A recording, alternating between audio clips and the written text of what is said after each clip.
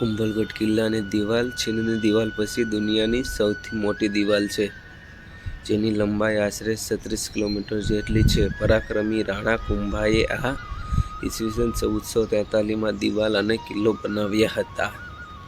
દિવાલને ભેદવામાં અકબર જેવો મુસ્લિમ આક્રમણખોર પણ નિષ્ફળ નીવડ્યો હતો.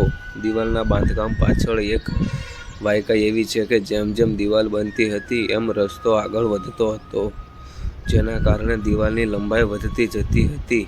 આ દિવાલ બનાવનારા કારીગરોના કહેવા મુજબ અહીં કોઈ દેવીનો વાસ હોવો જોઈએ, જેથી રાણા કુંભાએ એક સંતને બોલાવ્યા. સંતના કહેવા મુજબ આ દેવીને કોઈ માનવ બલિ ચડશે તો જ આ સમસ્યાનો અંત આવશે. આ સાંભળીને રાણા કુંભાને વિચારવા લાગ્યો કે કોની બલિ આપવી. રાણાની મૂંઝવણ જોઈને સંતે ખુદ બલિ માટે તૈયાર થયા. સંતે કહ્યું કે મને આ પહાડી ઉપર ચાલવાની મંજૂરી આપો, અને સંત ચાલવા લાગ્યા. ચાલતા ચાલતા સંત જ્યાં રોકાયા ત્યાં સંતના કહેવા મુજબ જ્યાં એ રોકાયા ત્યાં એનો બલિ આપવામાં આવે અને ત્યાં દેવીનું મંદિર બનાવવામાં આવે. રાણાએ એ જગ્યાએ સંતનો બલિ ચડાવ્યો. જ્યાં સંતનું ધડ પડ્યું ત્યાં આ કિલ્લાનું મુખ્ય દ્વાર બનાવવામાં આવ્યું. અરવલ્લીના પહાડ પર સમુદ્ર તટથી 1914 મીટર ઊંચાઈ પર બાંધવામાં આવેલો આ કિલ્લો અને દિવાલ પ્રવાસીઓનું મુખ્ય આકર્ષણ છે. આજે યોદ્ધા કહેવાતા રાણા કુંભાનું શાસન ઈસવીસન 1433થી 1468 સુધી ચાલ્યું હતું. રાણા કુંભાના શાસન દરમિયાન સારંગપુર, નાગૌર, નરાણા, અજમેર, મંડોર, માંડલગઢ, બુંદી, ખાટુ જેવા કિલ્લાઓ જીત્યા હતા. એ ઉપરાંત એને દિલ્હીના સુલતાન સૈયદ મોહમ્મદ શાહ અને ગુજરાતના સુલતાન અહમદ શાહને પણ ધૂળ ચાટતા કર્યા હતા. એમના શાસન દરમિયાન એક પણ મુસ્લિમ આક્રમણખોર રાણાનો વાળ વાંકો કરી શક્યો નહોતો. તમે રાજસ્થાન જાઓ ત્યારે ચિત્તોડગઢ, કુંભલગઢ અને અસલગઢ જેવા ઊંચા પહાડી પર કિલ્લાઓ જુઓ ત્યારે એમ થાય કે આને બનાવવામાં કેટલા માણસો અને કેવી મહેનત કરવી પડી હશે.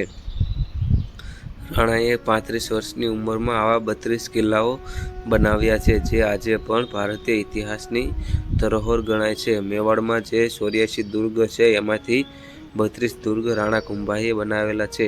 પડસંડ રાણા માત્ર લડાયક યોદ્ધો જ ન હતો, એ એક સંગીત વિશારદ અને સાહિત્યકાર પણ હતો. સંગીતમાં એને કીર્તિસ્તંભ માનવામાં આવે છે એવી સંગીત રાજ નામની સાહિત્ય રચના રાણા કુંભાની છે. આ ઉપરાંત એને એકલિંગજી મહાદેવ મંદિરનો જીર્ણોદ્ધાર કરાવ્યો, વસંતપુરને ફરીથી વસાવ્યું અને અનેક સંગીતના ગ્રંથોની રચના કરી હતી. ચંડી, શતક અને ગીત ગોવિંદની એને વ્યાખ્યા કરી હતી. આવા મહાન અને અજેય યોદ્ધા જે મુસ્લિમ આક્રમણખોરોના યુદ્ધમાં આજે રહ્યા હોય એવા રાજાઓના ઇતિહાસને બદલે જેને હરાવી ન શકનાર અકબર જેવા મુસ્લિમ આક્રમણખોરોનો ઇતિહાસ ભણાવવામાં આવે છે. કુંભલગઢથી 40 કિલોમીટર દૂર રાણકપુર ગામમાં પ્રખ્યાત જૈન મંદિર આવેલ છે, જે એના સ્થાપત્યને કારણે પ્રખ્યાત છે. આ મંદિર ઈસવીસન 1446 રાણા કુંભા, આચાર્ય શ્યામસુંદરજી, ધરણશાહ અને દેપાએ બંધાવ્યું હતું, અને આ બેનમૂન બાંધકામને પૂર્ણ થતાં લગભગ 50 વર્ષ જેટલો સમય લાગ્યો હતો. જેના એક સ્તંભ પર કોતરણી ખજૂરાહોના શિલ્પની યાદને તાદશ કરે છે. કહેવાય છે કે આ ધરણશાહને દિલ્હીની ગુલમાં વિમાનના દર્શન થયા હતા, અને આ સપનાને કારણે ધરણશાહને આ મંદિર બનાવવાનો વિચાર આવ્યો અને રાણા કુંભાએ એને જમીન આપી હતી. આ મંદિરની ખાસ વાસ્તુ વિશેષતા એ છે કે આ મંદિરમાં 1444 સ્તંભ છે, છતાં પણ એક પણ સ્તંભ મુખ્ય ગર્ભદ્વારના દર્શના આડશ બનતા નથી.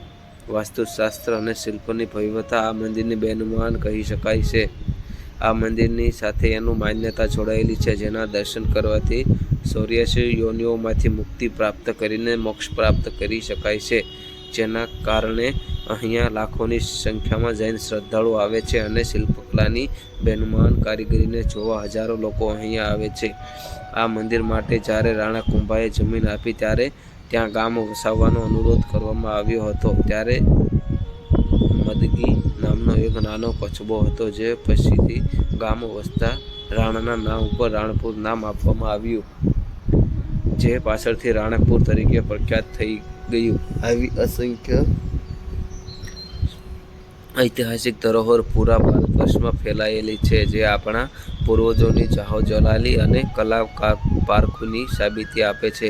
કુંભલગઢમાં રાણા કુંભાના નામે પહાડોથી ઘેરાયેલા એક જંગલ છે, જેમાં 1.5 મહિના પહેલાં જ એક નવો રૂટ બનાવ્યો છે, જે અસંખ્ય ચડાવ અને ઉતારથી ભરેલો પહાડો કોતરીને બનાવ્યો છે. જે રસ્તા પર જીપ્સી અથવા 4-વ્હીલ ડ્રાઈવ વાહન સિવાય અન્ય વાહન ચાલી શકે નહીં. આ 13 કિમીનો અત્યંત વિકટ અને ચડાવ ઉતારવાળો માર્ગ પૂરો કરવા માટે 2 કલાક જેટલો સમય લાગે.